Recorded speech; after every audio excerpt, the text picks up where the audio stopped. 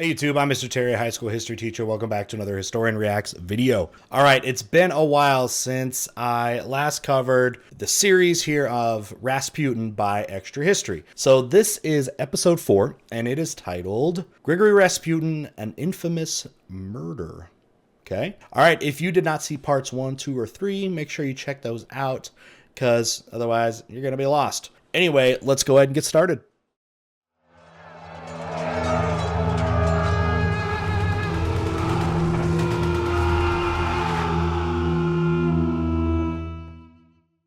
All right, if I remember right, Rasputin has been injured from an assassination attempt.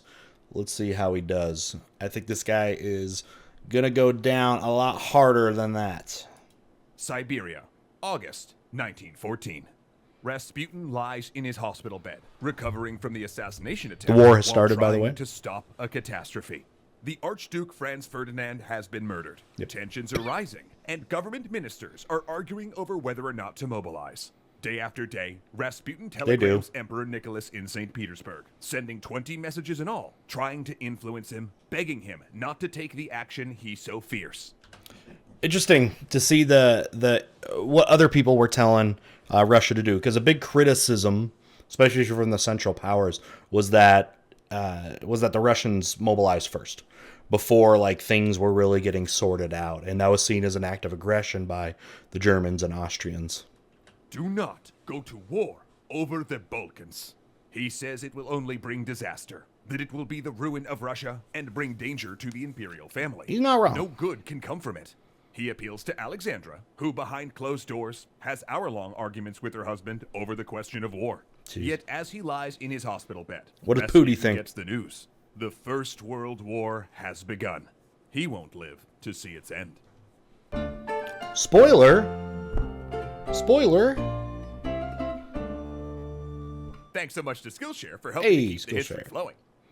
When police questioned Rasputin's would-be assassin, they quickly began to suspect that she'd been put up to the act by Iliador, a suspicion that only hardened once an informer told them that Iliador had paid the woman and tried to acquire explosives for a series of terrorist attacks. They came for Iliador at his home, but he fled via a tunnel dressed as a woman.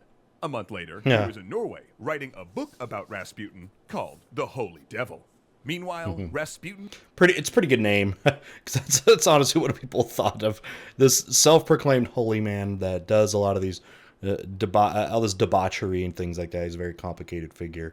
A lot of people would have thought he was odd for a lot of different reasons. Began to spiral. Already hounded by press and police attention, there was now the added stress of both acting as a spiritual advisor to a royal couple at war and the fear of assassinations. He started to become more the man his enemies made him out to be.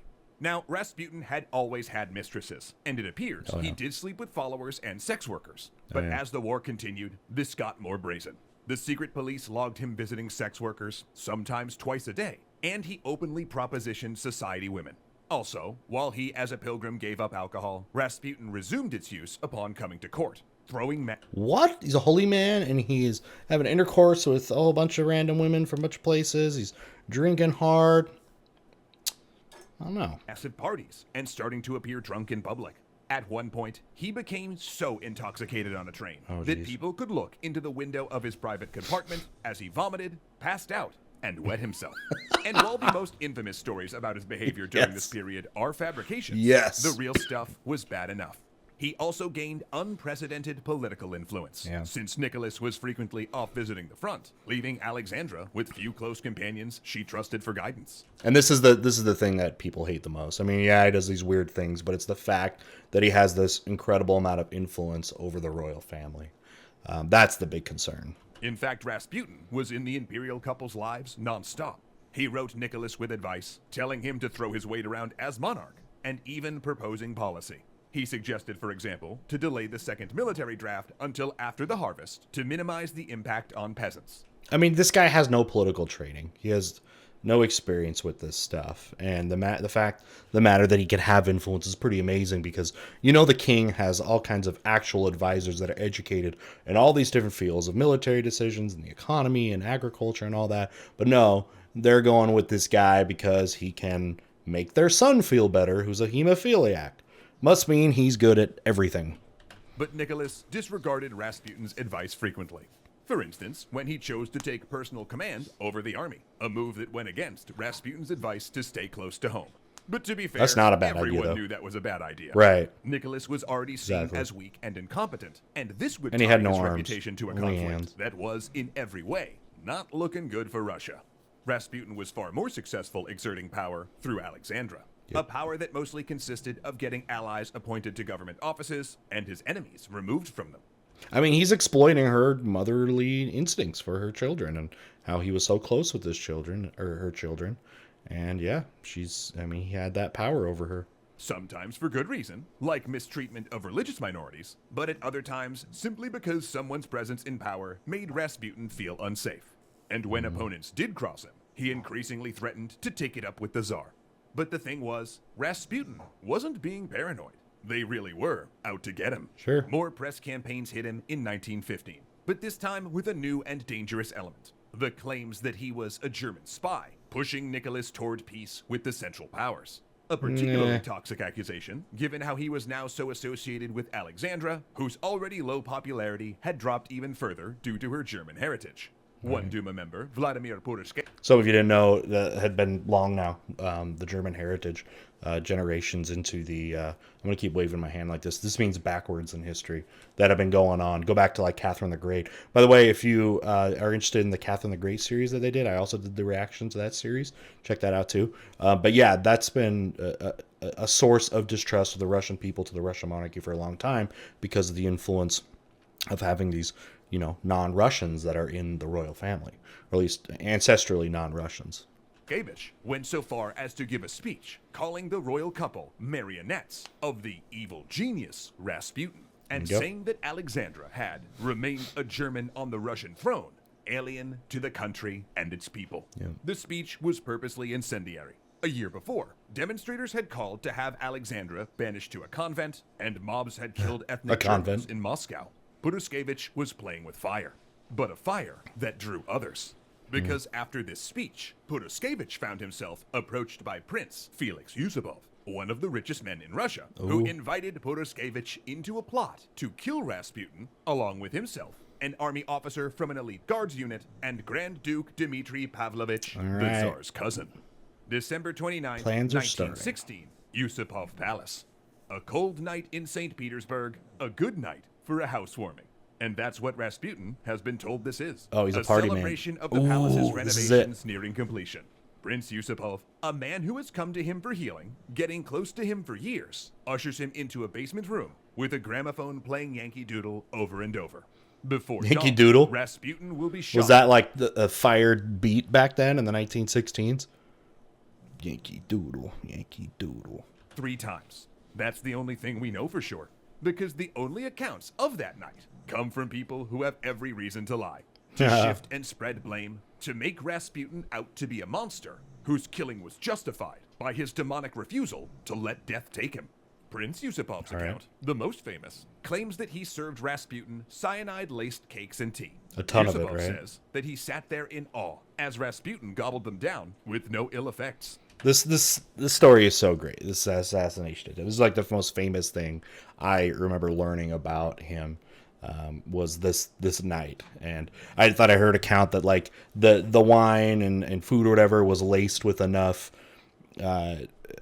cyanide, poison that it should have been able to kill like multiple people, like a multiple people, but not working. Next, he says, he plied him with poisoned wine, which again did nothing. A man prone to believing in the supernatural, Yusupov began to panic. He says he went upstairs, got a revolver from other conspirators, and then returned, telling Rasputin to look at the crucifix before shooting him once through the chest. Look! Stashing the body in the basement, the group dressed an army officer in Rasputin's coat and drove the man to Rasputin's apartment so witnesses would see him going home. Then they went to move the body. But when Yusupov lifted the corpse, it came alive. Rasputin wounded, clawed at his would-be killer, then scrambled to his feet and fled into the snow of the courtyard. Okay, let's just recap what's happened. The dude's been laced with a ton of poison in his drink and in his food, and he's now basically been shot point blank with a revolver and was basically knocked out and then pretty much sprung back to The life. assassins following. And that is where Grand Duke Dmitri put him down with 2 shots, one point blank through the forehead. Then, with it perilously close to dawn, they dropped him off a That should do it, right? Point blank to the forehead.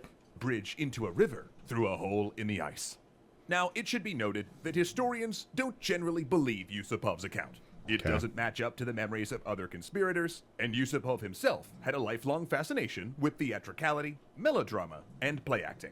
And there are plenty of other theories. But one thing most everyone can agree on. These guys were in no way professional killers. They'd never murdered anyone before. And because the post-mortem examination found no trace of poison, it's been suggested that Yusupov's supplier hadn't even given him real cyanide. Instead, the whole thing, from start to finish, seems like a drunken botch job by aristocratic flunkies. Okay, interesting so far there. I'd heard that story. Now, I had read somewhere else too that when the coroner report came back, that the cause of death wasn't, poison, like they said there, and wasn't even necessarily the shot, which if it did go through his head, I mean, that's it, that's done pretty much, right? But that the actual cause of death was from drowning, was from drowning of all the things. So that was kind of gone down with the mystique. But the interesting thing, because we're talking about these accounts were likely fabricated, but why would you make accounts to make him look stronger than he is?